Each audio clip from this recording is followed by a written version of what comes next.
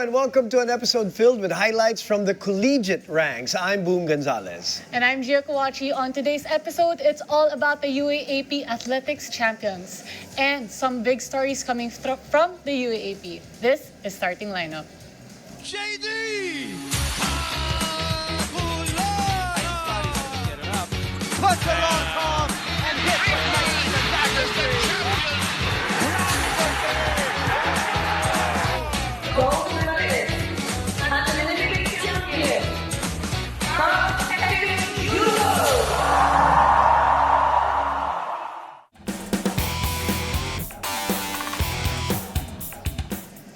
There's a lot of good things actually, that happened in one of the most exciting seasons of UAAP women's basketball, which is why we'll take a look back at the things that made the league better, together with our UAAP friend and analyst, Nikki Villasin. One of the reasons why the UAAP coverage is also better, of course. Nikki is with us. Welcome back to the show, Nikki. Let's talk about a few topics that have made kind of like the interest level for the UAAP women's basketball rise this year, other than the dominance of UST, which was season long, and we won't touch on that. Let's talk about some other teams. Like, let's say, give me your general perception on how Adamson did this year. I've always been a fan of Adamson. I really like how hard each of those girls on that team works, but as we all were able to observe, they had a really tough start. Their round one, they ended 2-5. But of course, like with any team that's really young, they were still in their rebuilding phase last year. So you can attest that this year, right, they would have solidified things a little bit better. But last year, they did have a better finish per se with that bronze medal. But again, like the fourth spot still hasn't solidified. And recently, they won their matchup against DLSU. So they're not out yet. Can't count them out yet, but at the same time, they've been struggling a bit. Yeah, and recently, right, they had the shift in coaching. They had a new head coach come in. Right? Yeah, so I'm pretty sure there were a lot of maybe conflicts or friction within the team. So how long do you think it took the team to adjust to the new coaching style? I would say the whole season. I feel like even if I was a player and I was adjusting to a new coach this year, it's more than just listening to plays and running drills, right? It's like building a relationship with the coach. So I think for the girls, it was more so that. And when you have a coach that you can relate to, that understands you as the player, it makes winning all the more easy. But of course, you have a new coach. He's also really young. And so very new as a coach, as too. a new, So in his position, we can, give him a little bit of leeway with his first UAAP season. At the same time, it's a competitive league. Like, you got to go out there and give your everything. All right, couple of players who stood out for you for Adamson this year. Oh, two? Yeah, a couple of players. To me, it's always been, the guards in Etang and Apag. I don't know if you feel the same way. Yeah, I would say those two, but someone that definitely stood out to me that improved from the first was their FSA. Okay. So she definitely, in the beginning, had a very tough start. Like, she was missing easy bunnies, and I remember, I called a few of their games, and I was like, man, like, their games would really turn around if, their import could just make a few more shots. And we're talking about Kimi Adesina. Yeah, of course. Adesina, yes. Right. And she, in the second round, had a way better output, especially in her game against UP. Like, she was definitely a turnaround player for them. Okay. Yeah. Good point. So moving on to NU, we have a star player from that team, Carl Ann Pingol. She really seemed to step up this season. This year, So what do you think are the things that really changed, I guess, in terms of leadership or game style compared to last season? I feel she's always been a player that is on the scouting report. You never want to count her out. But in terms of her role for this year, she's a senior. So for her, it's all or nothing, right? And I think that with the way that she's been playing, like, she's more of a playmaker this year, more so than like a role player. She has a huge gap in the statistical points for the MVP. So all around, she can do everything. She can pass. She can bring the ball up if she really needs to. She can shoot the three. So for her, I think just her overall impact, it makes her team better. I mean, their only loss this year is to UST, but that doesn't take away from NU's dominance in the league, right? Especially, with her being also a Gilas player, yeah, that that's is a right. plus for her. Yeah. Did the graduation of their stars, their captain, their leader, bring out this other skill sets or the improvement of the skill sets of Carl in your opinion? Yeah, I would say she shoots better. Like, Okay. I am more so... And shoots more.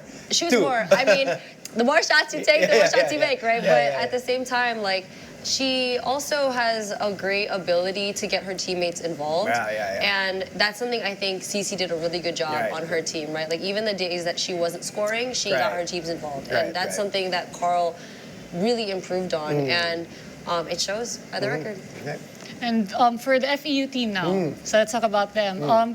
Similar to Adamson, where they had like a new coach coming in, but I think this season they kind of had more time with their new coach. So, how has the dynamic been between that? Were they able to adjust this season? It seems like they are. I mean, they've been performing really well. So And they've had exciting games, even in their Yeah. losses. yeah. Nikki. So what's your take on that? I really enjoyed watching FEU. Yeah. Coach Rice is one of my good friends, Yes, so of it's course. really nice to kind of like root for them and see how much her impact has been on the team. And specifically, Shem Abatayo and Amaya Espano, they're two Phil-Am guards that brought like a lot of style to FEU, and that's something I feel like they've lacked in the past years is a go-to scorer or like a go-getter. Like they've always had role players, which is great, but at the same time, like you need those players that are going to take tough shots and go out there and score 20, right? And I think that's why it's great that Shem and Amaya play together, is because Amaya is a system player.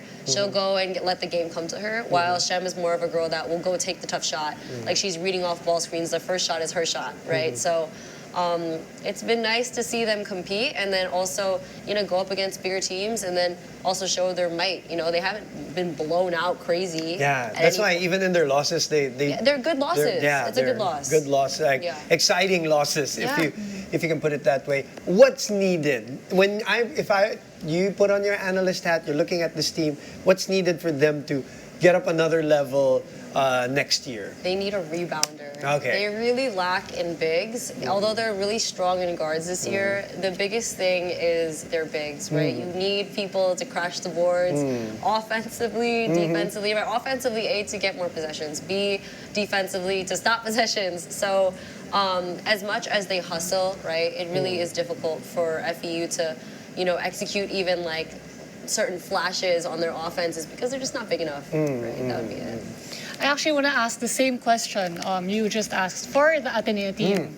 Because they have the MVP player, Casey, right? And she's been such an amazing athlete throughout the whole career, throughout her whole career. But then this year in particular, we're very happy to see how Ateneo has been rising up with a better team, I guess, that complements her. So again, I wanted to ask the same thing. So what do you think can they do to perform better, to win more games? For them, it's going to be defensive grit. They have a couple players that are a little bit on the smaller scale, Yeah. but like you can still be small but mighty, right? And I think when it comes down to, matching up well with like teams like UST or NU, like those guards got grit. So, and you have to be able to roll with them. So for Ateneo, they have all the offensive talent. They got shooters. They have wonderful big men. They got rebounders. They got midi shooters like Camille Malagar. Like their three levels are all they check all the boxes. But defensively, it comes down to winning their matchups and then also being able to rotate and work together. They're definitely deeper this year than they were last year, yeah. right, Nikki? Yeah, for Okay, having said that, there's a better complement of players around Casey. Is Casey a better player in your opinion this year? That's a good question. I think she's been consistent. Okay. I don't think that she's better. Okay. I feel like last year was her biggest improvement from her first year. Oh, okay, so she took a leap last year in your opinion? And now Okay. she's consistent, Okay. which I can respect that Okay. because, although she is improved last year, right, our biggest thing was like, we said wanted her to shoot threes. Right, Now right. she does it, right? And now she does it consistently. And so I feel like, how much better can you go from averaging a double-double? Like, what do you want from her, to right. bring the ball up too? Right. So I would say, yeah, she's doing a great job.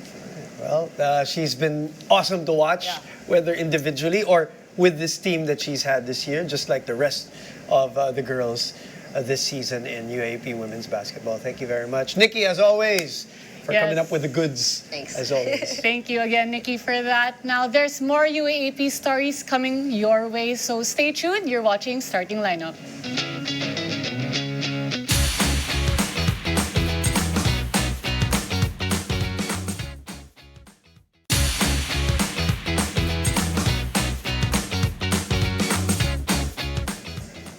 Welcome back to Starting Lineup. Another Champions Cup was brought to Moraita and it will sit beside 25 other trophies. Here to talk about their historic 26th UAAP title are the FEU Women's Athletics standouts, Jessel Vivas, Edna Mactubo, and Coach Ross Hamero. We Welcome to the show. Welcome to the show. We have the Rookie of the Year, Yes. we have the MVP, and we Yes. have the winning coach of a winning program. Napakatindi ng program. Actually, magandang linggo para sa FEU dahil the football, nanalo rin sila and all that. And Coach, I know, let's start with you. Let's start from last year and going into this year. There's always pressure, di ba, na parang mag-defend or parang... So, how do you maintain yung level of success ng ganyan? Ano yung mindset nyo going into season 88? At first, yung legacy ng FEU because of mostly female track and field athletes is from FEU like Lydia De Vega and Elma Moros. So, dun pa lang Mga napakataas idol na yung na, legacy. So, you have to, yung start kasi mataas na yung standard. So, when I go to FEU, so nandun na yung standard. So, I've been 5 years straight champion then that time when I was an athlete. Then nung nag-coach talaga ako, then I try to, maintain this legacy and the mindset that we are in the school na talaga nagpo-provide or nagpo-produce ng maraming national athletes and superstars sa athletics in the female category. Parang nag-mic drop ka agad si Coach Lydia De Vega, Elma Muros, ang bibigat ka agad. Boom, totoo yan. Like, as an athlete in the women's category of athletics, ang FEU women's talaga sobrang Taas naman. malakas. Yeah. They have a lot Powerhouse. of big names. Yeah, they're a powerhouse team. And as watching you guys sa Ultra when we train together, it can be seen that talaga Coach Ross, very disciplinarian talaga siya eh. So I just wanted to ask, how do you shape your program na, yung athletes nyo, they really respect the program, they respect the school, The legacy. team, the legacy. So how are you able to, uphold that this whole time? Yes, first is kailangan mo i-explain to them the program itself. They need to believe on my program and the other coaches' program. And then also, they have to believe in themselves. Kasi syempre, it's very difficult to insert something sa athlete na hindi nila na-understand ba't kailangan namin gawin to. So that is the first one. The second thing is taking care of the athletes because that is, for me, that is the biggest motto dapat ng coach is to taking first the welfare of the athletes, second is the championship. So kailangan ibigay mo muna yung needs nila, not only dun sa pagiging atleta nila but also in their personal life like the studies and also their problems, you have to be there. So you have to be the parents and everything role to them. So I think that is pinakamadaling explain kasi because with regards to recruitment, iba-ibang culture. So ang hirap na pagsama-samahin sa isang room.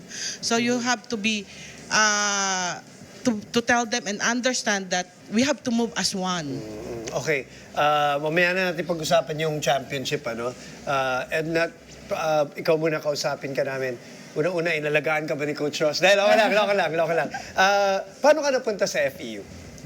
Ay, isang una ko po nagsabi sa akin yung athlete ng FEU po, yung athlete ni coach po.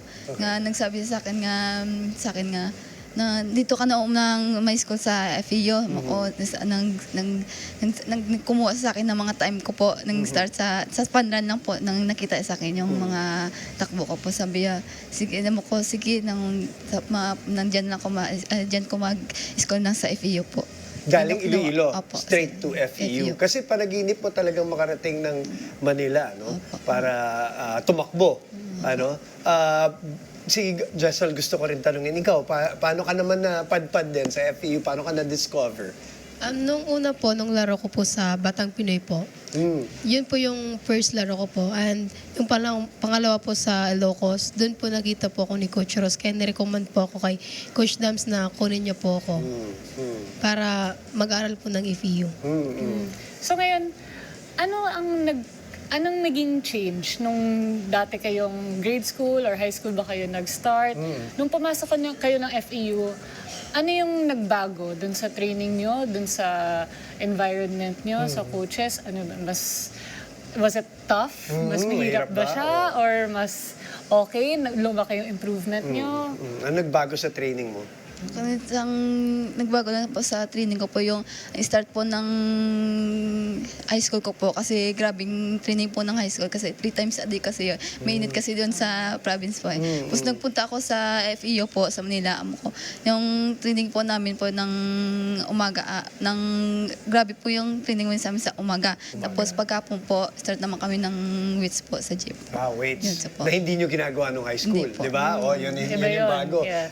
Jessel, ikaw naman, anong nagbago? Mas mahirap po doon po sa province kasi po, isang araw po is 3 yung training po namin at yung training po namin doon po is sobrang hirap po. Kailangan po kami, minimintin po kami ng time na kailangan po namin kunin. Pag hindi po namin nakukuha yung time is pinapagalitan po kami ng coach namin po. Para sa amin din naman po yun. Pero mas maganda po yung nasa Manila po kasi hindi naman po masyadong mahirap pero lalakas po kami. Kasi kumbaga, kailangan yung daanan yan. Kaya nga kayo na-discover ni Coach Ross. Coach Ross, mabilis lang bago tayo mag-commercial ng mabilis. Anong nakita mo dun sa dalawa?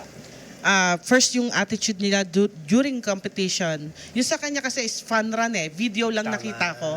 So nakita ko sa face niya, aside from the running form, sabi ko, may potential. Kasi pandemic siya nung nire-refer sa akin So wala akong personal na nakita sa kanya na makita ko. So, video lang. So, sige, I have to get this kid. Sabi ko, magaling to. Sabi ko, may talent.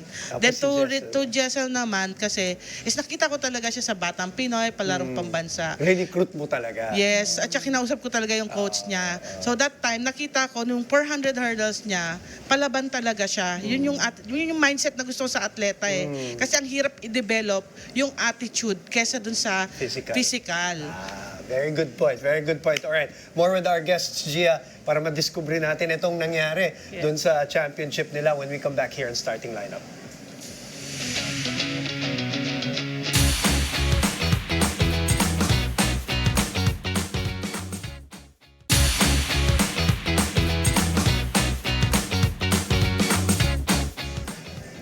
Welcome back to Starting Lineup. The legendary story continues with the 26-time champions, the FEU Women's Athletic Team. MVP Edna Magtubo is here, Jessel Vivas, our Rookie of the Year, and the winning coach, Ross Hamero. Yes, winning coach. Winning coach. Again, Winning. Winning. Ang dami. Shinare ni coach sa atin na out of the 19 seasons that she has had coaching FEU, she has won 13 in the UAAP. Now, coach, ang laking bagay nito. So what did it feel like winning again this UAAP season? Hindi ba nakakasawa? Ano ba? How do you maintain that standard? At first, talagang very awesome yung feeling Pero there's a big pressure din. Kasi, lalo na nung nakuha ko yung 10 consecutive, ang taas na nung pressure nun. So every competition, mag-champion or hindi, nandoon yung pressure kasi ikaw yung nakikita nila na, ang dami na nitong championship, so mabigat kalaban to. So I have to maintain that standard na ganun yung tingin nila sa akin. And also, the performance itself, not only for the team, but because of the athletes is individual din. So I have to maintain din also na magkaroon din ng magandang performance individually yung mga athletes, not only as a team. Speaking of individual, Edna, alam ko, champion ka last year, kasama ka sa champion team, obviously, pero parang masama loob mo na hindi ka nakapag-gold sa mga event mo. Pero this year, nakapag-gold ka, nakapag-MVP ka. Tell me about yung feeling na finally nakuha mo yung mga individual awards din other than nag-champion ka. Grabe saya ko po kasi hindi ko po expect nga makuha ko po yung MVP po kasi sabi po ni coach nga may lakas po ang kalaban nga may makuha po ng MVP. Tapos kasi yung sabi ni coach kung makuha ko po yung step po ng gold po, sure po maka-MVP ko. Kaso hindi ko po makuha kasi na service lang po kasi na malakas po yung kalaban ko yung taga-inyo po.